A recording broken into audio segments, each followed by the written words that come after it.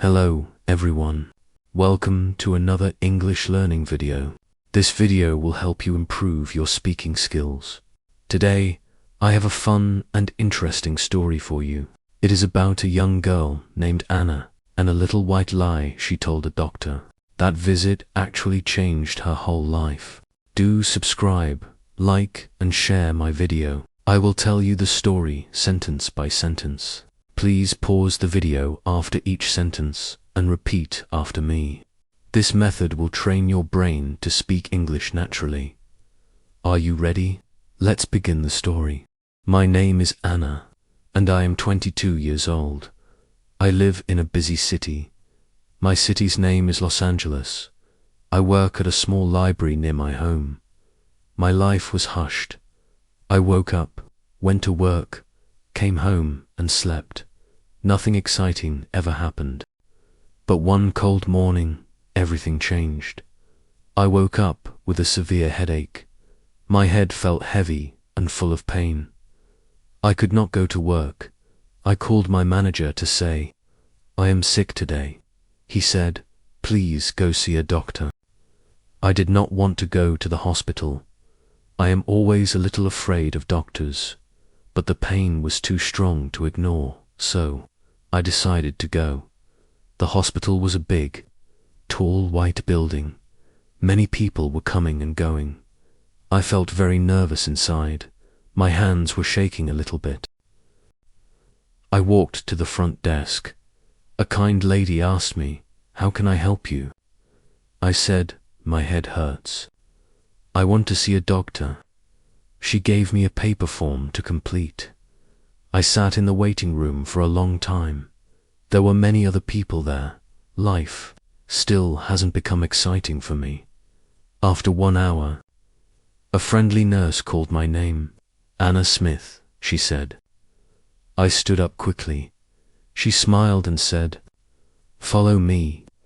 We walked down a long hallway. The walls were painted blue and white. There were pictures of healthy people. There were also some tips to get healthy. It made me feel a little better. She took me to a small room. There was a bed with white sheets, a chair, and some medical books. Everything smelled clean. I was afraid. "The doctor will see you in room number 3, she said. A few minutes later, the door opened. A young man walked in. He was remarkably tall and had handsome dark hair. He wore a long white doctor's coat. He was the most handsome man I had ever seen. "Hello, I am Dr. Mark," he said with a warm, professional smile. My heart suddenly started beating very fast. I was not afraid now, but I was nervous. "What is the problem today?" he asked. My head hurts," I whispered. He sat close to me on a chair. I felt nervous, but in a sweet way. I could smell his collar. It smelled clean and fresh. "When did the pain start?" he asked. "This morning," I replied. He checked my eyes and listened to my heart. "Everything looks normal," he said after a minute. "I think it is just a tension headache. You need rest." He told me to drink more water. He gave me some medicine and stood up. "Thank you, doctor," I said. "You are welcome. Anna, get some rest." I left the hospital. My headache already felt better, but my heart was still beating fast because of him. I could not stop thinking about Dr. Mark.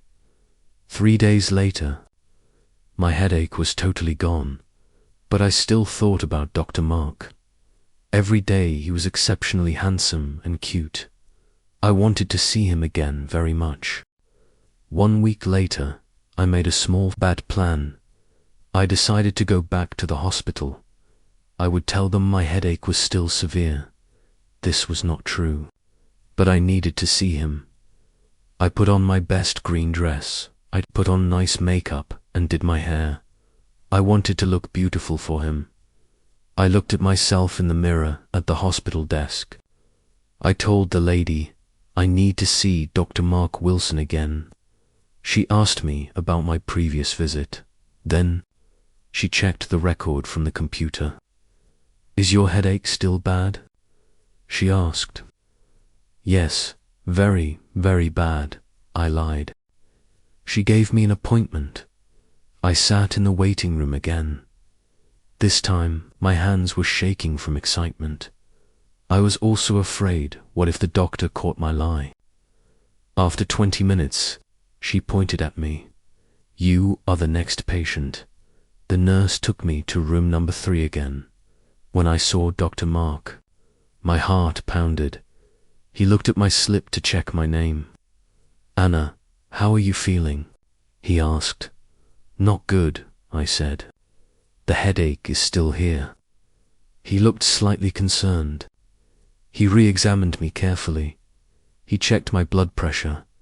Everything was completely normal. I looked at him.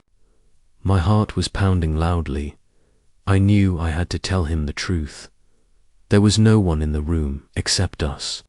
"Dr. Mark," I began. "I have to tell you something, yes?" he asked gently. "My headache is actually gone," I whispered. "It got better days ago." He looked surprised. "You come back?" he asked. I took a deep breath. I was so scared, but I forced the words out. "Because I wanted then, why did you come to see me again?" I asked. He looked at me for a long moment. I thought he would be angry at my lie. I wasted his time as well. I thought he would say, "Go away." But instead, he smiled a small, soft smile. "Anna," he said, "I am very glad you came back." My heart almost jumped out of my chest. I looked at him, feeling brave now. "Dr. Mark, can I ask you one more thing?" "Yes, of course," he said. My whole body was shaking. But I said it. "Would you like to go for coffee with me?" He looked surprised again. He did not speak for a second. My face turned completely red. I thought I had ruined everything. I thought he was the father of 2 kids. But then he smiled again. His eyes were kind. He said one simple word, "Yes." I could not believe it. It was the best word in the world that evening. We went for coffee. We talked for hours about our lives and our dreams. He was not just handsome, he was kind, gentle, and funny. When he walked me home, he gave me a soft kiss. It felt like a dream. From that night, we saw each other every day. 3 months later, he told me, "Anna, I love you." 6 months later, he asked me to marry him. He proposed in the hospital, in room number 3, where we first met. "Anna, will you marry me?" he asked. I cried and laughed and shouted, "Yes." Now we are married. We have a wonderful life together. I opened my flower shop. I call it Sweet Headache because my little headache and my little lie brought us true love. I know that lying is wrong. Sometimes the best things happen when you are not afraid to ask. Sometimes a small lie is the beginning of a wonderful truth. This is how I met my husband. Now, let's practice. Read the story again, slowly, and try to repeat every sentence after me. This is called shadowing. It helps you improve your English speaking and listening at the same time. The key to mastering any new skill, especially a language, is consistent practice. Don't wait until you feel ready. Start speaking now, even if you make mistakes. Every small effort, like reading one paragraph or listening to one song, builds muscle in your brain. Embrace your errors as valuable lessons, not failures. Remember, perfection isn't the goal. Progress is the goal. Keep practicing every day, and fluency will naturally follow. Don't forget to practice every day, even for 10 minutes. See you again in the next English learning video.